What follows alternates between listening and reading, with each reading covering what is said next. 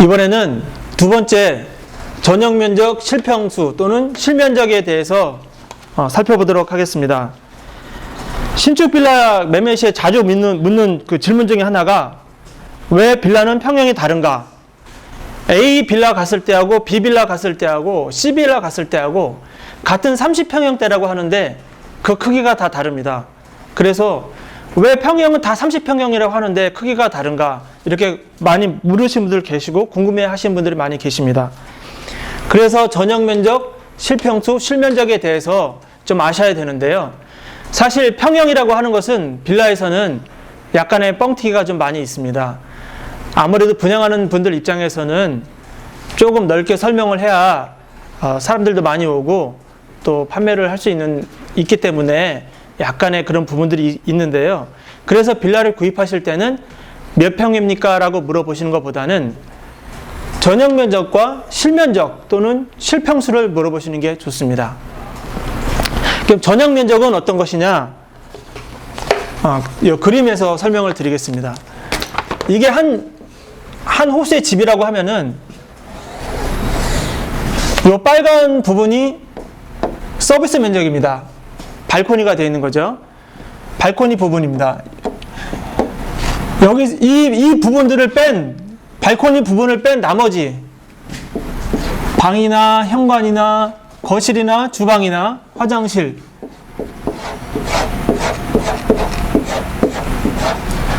이 부분들을 전용 면적이라고 합니다.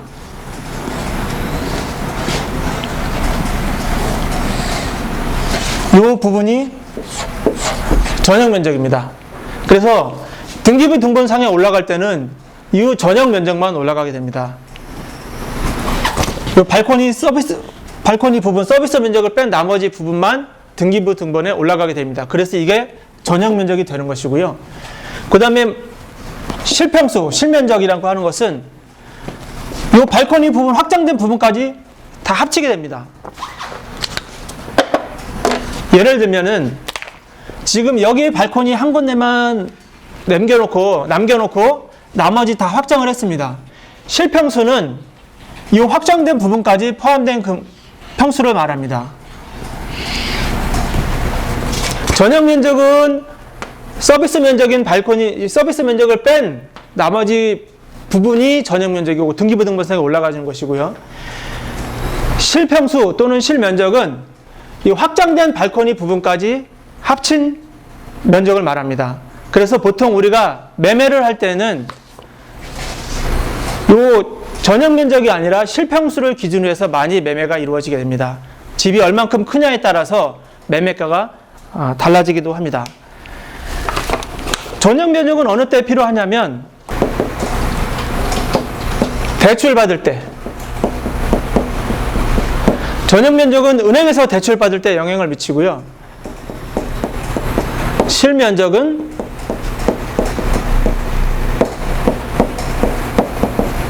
매매 시에 우리가 집을 사고 팔 때 보통 이 실면적을 기준으로 해서 매매가 이루어지고 은행에서 대출을 해줄 때는 이 실면적보다는 전용 면적, 등기부 등본상에 올라가는 전용 면적을 기준으로 해서 대출이 실행이 됩니다. 그래서 같은 실평수가 같은 20평이고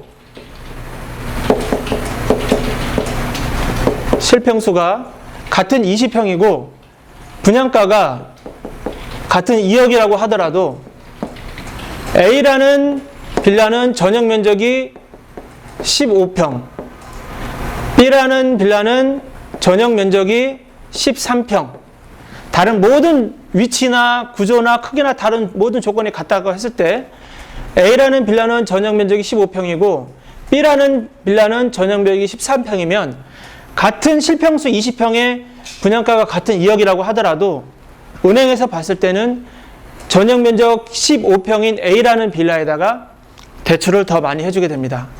그래서 실입주금이 좀 적으신 분들은 같은 2억짜리 빌라를 사시더라도 전용 면적이 적은 데보다는 전용 면적이 큰 데 가시는 게 대출을 더 많이 받을 가능성이 높습니다.